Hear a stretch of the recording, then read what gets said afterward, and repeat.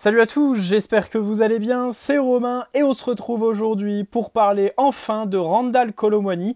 J'ai préparé le brouillon depuis lundi mais l'actualité était tellement chaude que j'ai pas pu le caser dans mes vidéos des autres jours. Du coup je le fais qu'aujourd'hui puisque le club nous a réservé qu'une seule petite officialisation ce vendredi en la personne de Manuel Ugarte, milieu uruguayen de 22 ans qui s'est engagé pour 5 saisons au PSG. C'était un secret de polichinelle comme toutes les autres recrues. Évidemment 60 millions, on va parler du prix, du profil et tout ça, avant de passer du coup à Randal. Alors, 60 millions, contrat jusqu'en 2028. Sur la durée, on ne peut pas chipoter sur des montants pareils. C'est obligé que le contrat est de 5 ans pour l'amortissement. C'était une clause libératoire. Donc d'un côté, on peut dire que c'est surpayé, parce que ça l'est. Il ne vaut pas 60 millions d'euros objectivement, plutôt 40.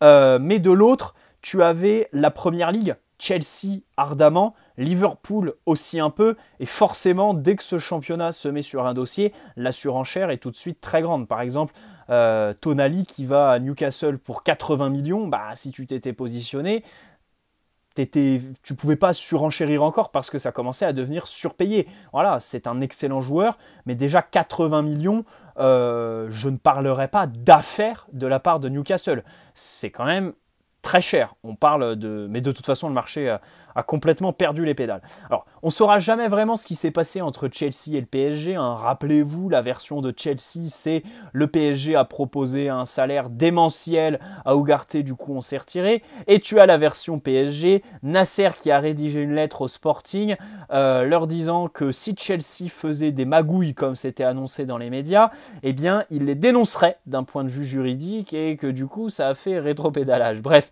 deux versions qui s'affrontent, vous choisissez celle que vous préférez niveau storytelling. Comme je le disais, 60 millions, c'est surpayé. Voilà, c'est la réalité. C'est quand même la 6e recrue la plus chère de l'histoire du club. Au milieu de terrain, c'est la recrue la plus chère de l'histoire du club.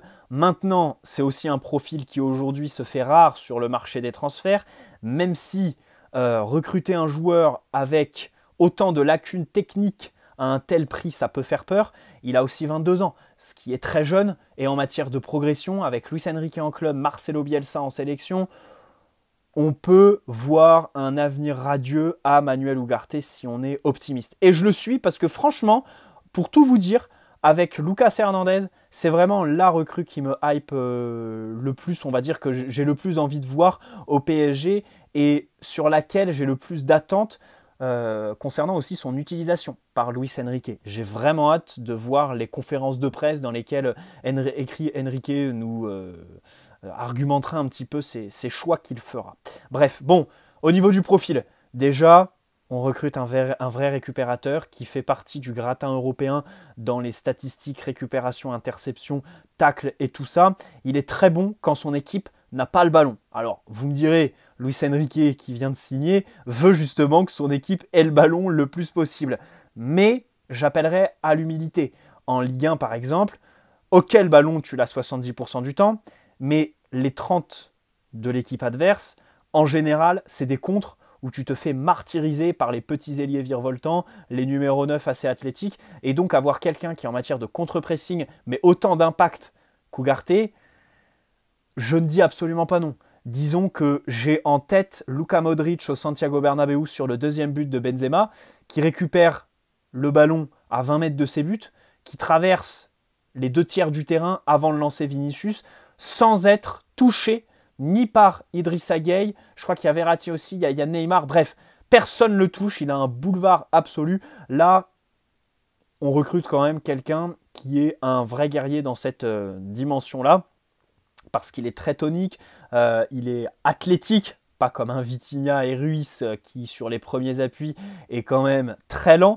Il maîtrise le tacle à la merveille. Hein. Ça, c'est vrai que c'est... Alors, vous me direz, un défenseur par terre est un défenseur battu, mais voilà, c'est quand même quelqu'un qui maîtrise parfaitement ce domaine de jeu. On rappelle que le tacle, moi, c'est en fait l'image de la mauvaise saison de Marco Verratti.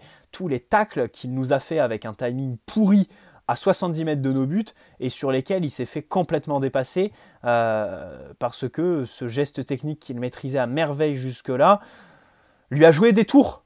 maintes et maintes fois cette saison. Donc voilà, Ugarte va nous faire du bien dans cette dimension-là. Alors, avec ballon, c'est là que tu te dis 60 millions, ça fait cher. Parce qu'il joue trop simple. Les passes courtes, latérales, il connaît quasiment que ça. Voilà, casser les lignes un petit peu à la Paredes, même si je veux pas qu'il reste. Il sait pas trop faire, tout simplement. Maintenant, 22 ans, tu peux quand même progresser. Et je pense que c'est typiquement le genre de joueur qui traversera le match du samedi soir à 17h comme un fantôme.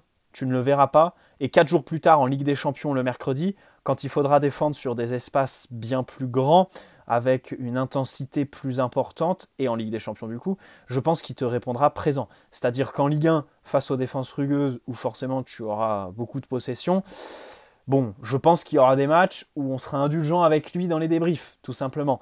Après, en Ligue des Champions, en fait, disons que c'est là que je l'attendrai le plus en réalité.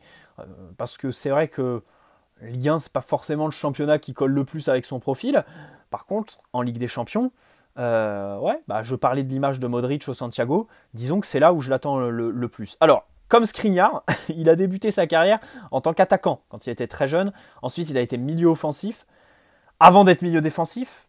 Mais en aucun cas, il a gardé ses qualités d'attaquant encore aujourd'hui. Parce qu'il se projette vraiment pas beaucoup. Et ça aussi, c'est encore un défaut.